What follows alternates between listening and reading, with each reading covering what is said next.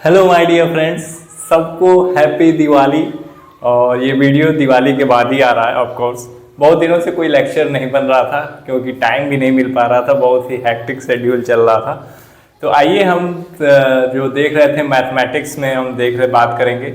और अभी तक हमने जो भी कुछ किया, जो भी चीज़ वो चली पुरानी बातें हैं, उस सब पे मिट्टी डाला जाए और देखते हैं नए तरीके से चीज़ों को पढ़ते हैं। जो भी आने वाले हमारे एग्ज़ाम है, रेलवे की डेट्स आ चुके हैं। रेलवे एग्जाम के जो डेट है आने वाले समय में एनटीपीसी की भी डेट आ जाएगी। एयरपी टेक्नीशियन और जूनियर इंजीनियर का जो एग्जाम होने वाला है उन सबके डेट आ गए हैं। और भी एग्जाम होने वाले हैं जिनके फॉर्म आने वाले हैं या जा रहे हैं। बिहार पीसीएस का फॉर्म कल लास्ट डेट है, आप लोग उसको भर दीजिए, ठीक है। तो और भी जितने भी एग्जाम है उसकी तैयारी को आप लोग दृढ़ता से कीजिए। आइए देखते हैं प्रॉफिट एंड लॉस। हम शुरू कर रहे हैं प्रॉफिट एंड लॉस, P&L, ठीक है। हमारे क्लास 6 का ये चैप्टर है और प्रॉफिट एंड लॉस के टाइप वाइज क्वेश्चंस को देखेंगे और उसको सॉल्व करेंगे और जानेंगे कैसे हमको पेपर में एग्जाम में सॉल्व करना है। तो आइए पढ़ते हैं क्वेश्चन को। क्वेश्चन कह रहा है कि एक ग्रामीण आदमी है, उस आदमी ने एक बकरी और एक भेड़ एक साथ 14,250 रुपए में खरीदा। एक ग्रामीण व्यक्ति ने एक बकरी और एक भेड़ एक साथ 14,250 रुपए में खरीदा। उसने भेड़ को 10% लाभ पर और बकरी को 20% हानि पर बेचा। बहुत बड़ा व्यापारी था। भेड़ को 10% के लाभ पे बेचा, मतलब प्रॉफिट पे बेचा, और 20% की हानि मतलब नुकसान किया, लॉस पे बेचा, ठीक है। यदि उसने दोनों जानवरों को समान मूल्य पर बेचा, अगर उसने दोनों जानवर को सेम सेलिंग प्राइस पे बेचा हो तो सस्ते जानवर का क्रम मूल्य क्या होगा? तो सस्ते जानवर का हमको बताइए कि कॉस्ट प्राइस क्या होगा। तो सस्ते जानवर का क्या बताइए? Cost price. सस्ते जानवर का क्या बताइए? Cost price. जो व्यापारी था उसके पास बकरी था और भेड़ था, ठीक। बकरी और भेड़ में बकरी को 10% बकरी को क्या करता है? भेड़ को 10% प्रॉफिट पे बेचता है और बकरी को 20% हानि पे बेचता है, ठीक है। इतना समझ में आ रहा है।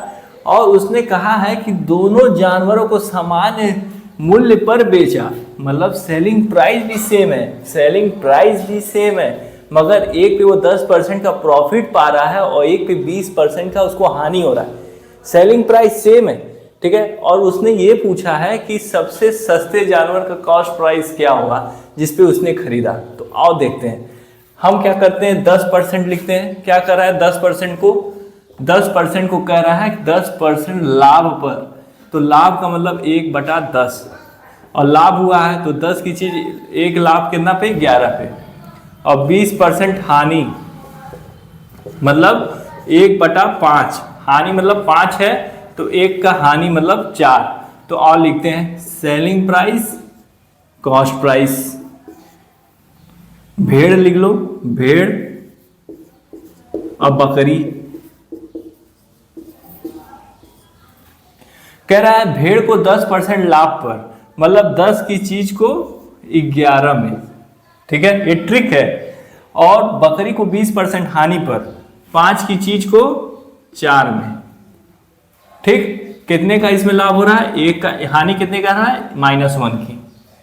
उसने कहा माय डियर, उसने कहा कि सेम सेलिंग प्राइस पे जब वो बेच रहा है उसने दोनों जानवरों को समान मूल्य पर बेचा।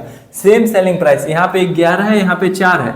सेलिंग प्राइस सेम कैसे होगा? यहाँ की 4 को यहाँ पे मल्टीप्लाई कर दो और यहाँ की 11 को यहाँ पे मल्टीप्लाई कर दो। दोनों तरफ यही काम करो, नीचे भी 4, इस पे भी 4, इस पे भी 11, इस पे भी 11। ये हो गया 44, ये हो गया 44, ये हो गया 4, ये हो गया 11, ये हो गया 40 और ये हो गया 55। हमसे बोल रहा है कि सबसे सस्ते जानवर का क्रम मूल्य बताओ। और उसने दोनों जानवर को जोड़ के कितने पे खरीदा है? 14,250। और यहाँ पे दोनों जानवर का क्या यूनिट दिया है? 40 और 55। 40 और 55 को जोड़ोगे तो 95 आएगा। और हकीकत में उसने कितने में खरीदा है? 14,250 में। तो एक को कितने में खरीदा होगा? 14,250 बटे 95। और सबसे सस्ते जानवर का कॉस्ट प्राइस पूछ रहा है। सबसे सस्ता कौन है? 40 है कि 55? 40 है, मतलब भेड़ है। तो एक जो है वो 1 यूनिट किसके बराबर है? इतने के बराबर है। तो 40 यूनिट कितने के बराबर होगा? इधर भी मल्टीप्लाई कर दो।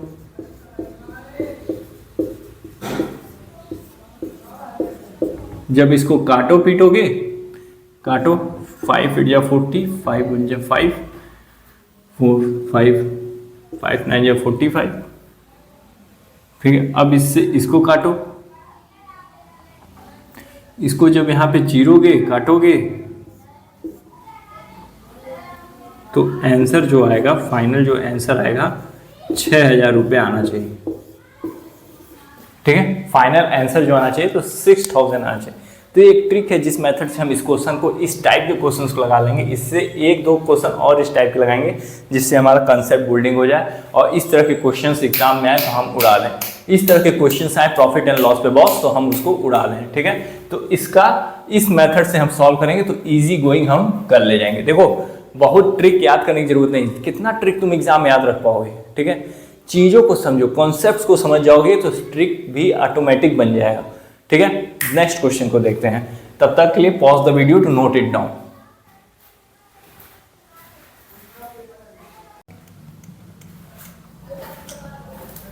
तो हमारे सामने दूसरा क्वेश्चन है। थोड़ा हिंदी की राइटिंग हमारी बहुत खराब होगी, मगर प्लीज आप लोग समझने की कोशिश कीजिएगा।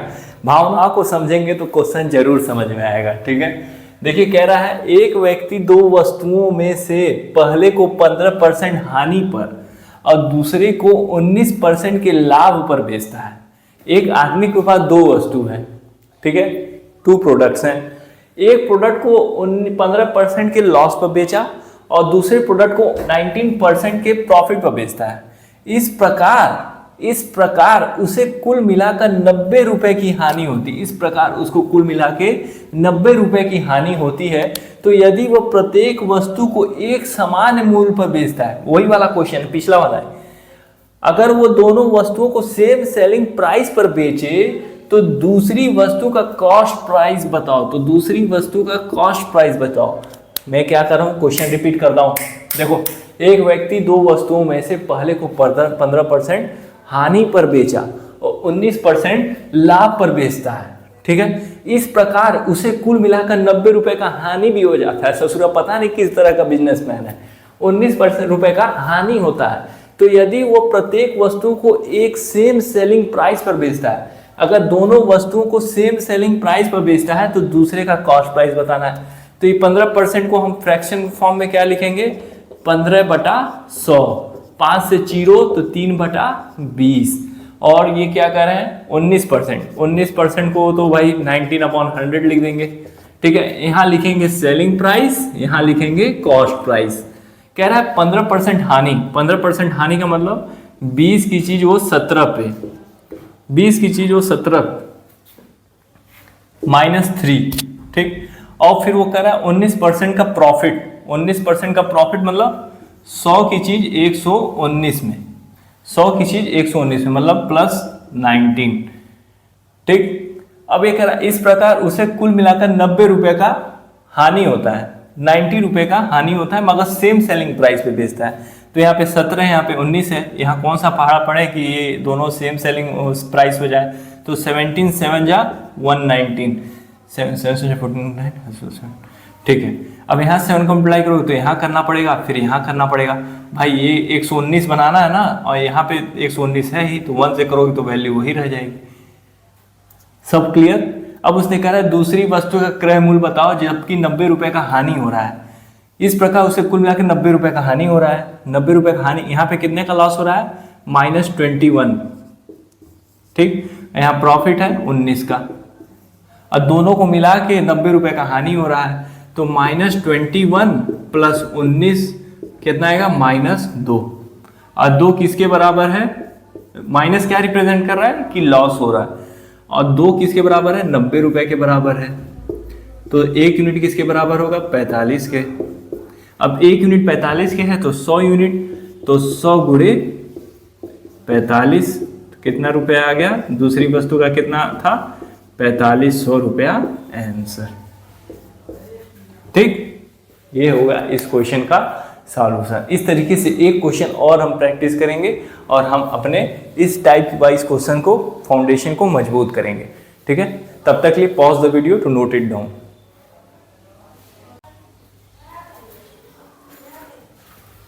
तो अब देखते हैं जो टाइप वाइज क्वेश्चन हम कर रहे हैं उसमें का तीसरा नंबर क्वेश्चन कह रहा है एक व्यक्ति दो वस्तुओं को, इधर देखो इधर, एक व्यक्ति दो वस्तुओं में से पहले को 20% हानि पर, एक व्यक्ति दो वस्तुओं में से पहले को 20% लॉस पर और दूसरे को 60% के प्रॉफिट पर बेचता है।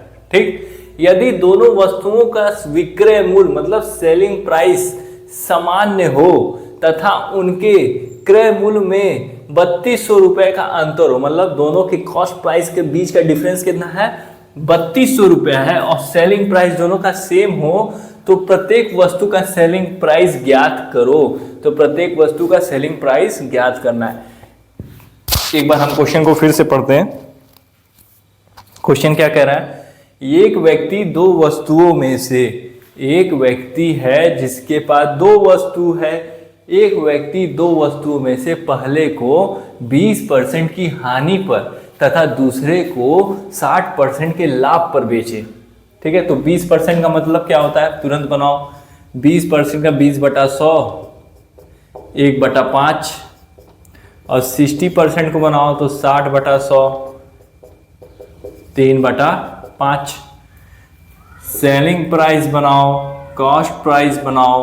अब देखो पहले को 20% के हानि पर, तो फर्स्ट आर्टिकल को क्या करता है 20% के लॉस पर बेचता है। 20% का लॉस मतलब 5 की चीज है तो 1 का लॉस, तो कितना होगा 4, तथा दूसरे को 60% के लाभ पर, 60% मतलब 5 की चीज है तो उससे 3 लाभ कमाएगा। तो दूसरा वस्तु है तो 5 की चीज है 3 लाभ कमाएगा तो कितना हो जाएगा 8। ठीक है, जैसे जैसे करना वैसे वैसे करना है। और यदि दोनों वस्तुओं का विक्रय मूल्य समान हो, मतलब सेलिंग प्राइस समान हो माय डियर, तो यहाँ पे कितने का प्रॉफिट हो रहा है +1, हानि पर बेचा ना -1 और इसको लॉस पे बेचा +3। दोनों का सेलिंग प्राइस सेम है तो यहाँ 8 है यहाँ 4 है तो इसको 8 बना दो, तो 2 से मल्टीप्लाई करना होगा, इसको करोगे तो 1 से, यहाँ भी 2 से, यहाँ भी 2 से, यहाँ भी 1 से, यहाँ भी 1 से, क्योंकि ऊपर 1 से मल्टीप्लाई किए हैं। अब यहाँ देखो क्या कर रहा है, दोनों तथा उनके क्रय मूल्य मतलब कॉस्ट प्राइस का डिफरेंस कितना है 3200 रुपये है। दोनों के कॉस्ट प्राइस का डिफरेंस क्या है 3200 रुपये है, तो 3200 रुपया है। तो यहाँ पे देखो कॉस्ट प्राइस क्या है 32 और यहाँ पे क्या है 5, यहाँ 10 है यहाँ 5 है, तो 10 और 5 के बीच का डिफरेंस क्या है 5। एक्चुअल में डिफरेंस कितना दिया हुआ है 3200 रुपये, 3200 रुपये, तो एक यूनिट कितने के बराबर है 640 के। एक यूनिट किसके बराबर 640 के। हमसे क्या पूछा है दोनों वस्तुओं का सेलिंग प्राइस बताओ, तो जब दोनों वस्तुओं का सेलिंग प्राइस सेम है तो कितना है सेलिंग प्राइस 8 है। 8 को किससे मल्टीप्लाई करोगे 640 से, 8 को किससे मल्टीप्लाई करोगे 640 से, तो क्या आएगा 4 8 जा 32 का 2 कैरी 3, 8 6 जा 48 प्लस 3 51, 5120। ठीक है ना, ये हो गया हमारा आंसर। तो इस तरह हमने इस टाइप के क्वेश्चंस को भी देखा। इस टाइप के क्वेश्चन समानतः एग्जामों में अक्सर आते रहते हैं। ठीक है, तो ये टाइप एक इम्पॉर्टेंट है प्रॉफिट एंड लॉस का। प्रॉफिट एंड लॉस के अलग अलग टाइप्स की हम प्रैक्टिस करेंगे।